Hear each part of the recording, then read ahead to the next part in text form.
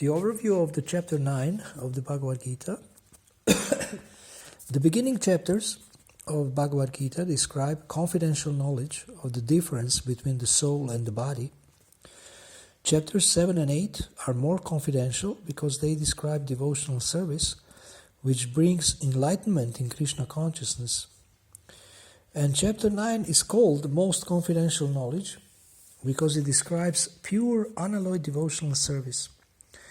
In the 8th chapter, Krishna has explained that the Ananya devotee surpasses both the path of light and the path of darkness. Now Krishna will explain how to become such an Ananya devotee.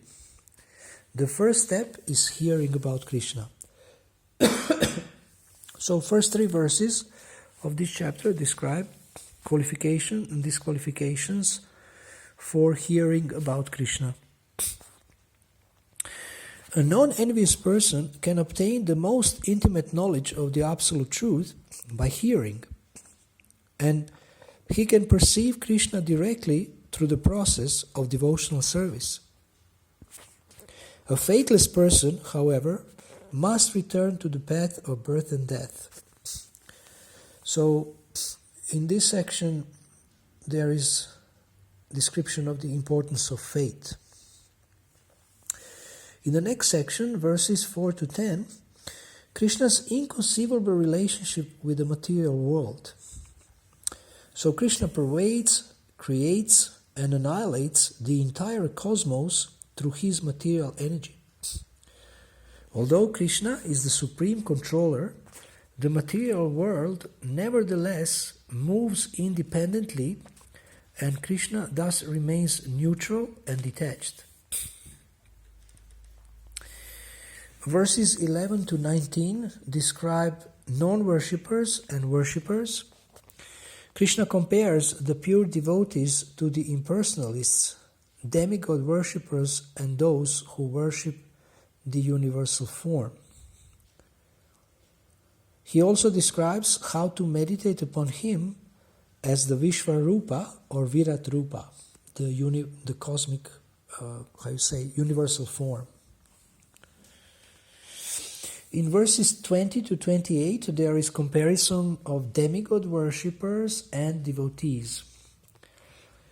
Demigod worship, which neglects Krishna as the supreme enjoyer, is improper and causes fall down. Devotees of Krishna, however, are personally protected by Krishna, who helps them achieve his association. Krishna accepts his devotees' offerings, which are given in devotion. In verse 26, Krishna describes pure devotional service. In verses 27 to 34, which is the last section of the chapter 9, the glories of directly worshipping Krishna are described. Krishna advises Arjuna to perform karmarpanam, offering the fruits of all activities to him, which will result in liberation from bondage to work. Verses 27 and 28.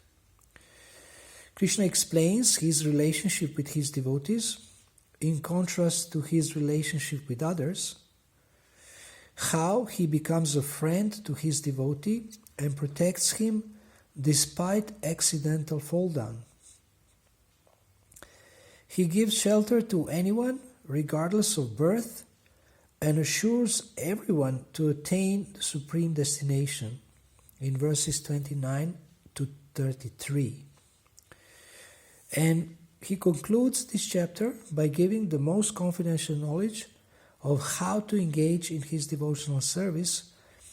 So verse 34 is essential and is repeated also in the 18th chapter, first 2 lines of this verse, and the verse in the 18th chapter, 1866, first 2 lines are the same, and this is 2 very, very similar verses, almost the same verses. So the verse 934 and 1866, this is the only verse that is repeated twice, or actually first 2 lines are the same and second 2 lines are a little bit different. So this is the overview of chapter 9.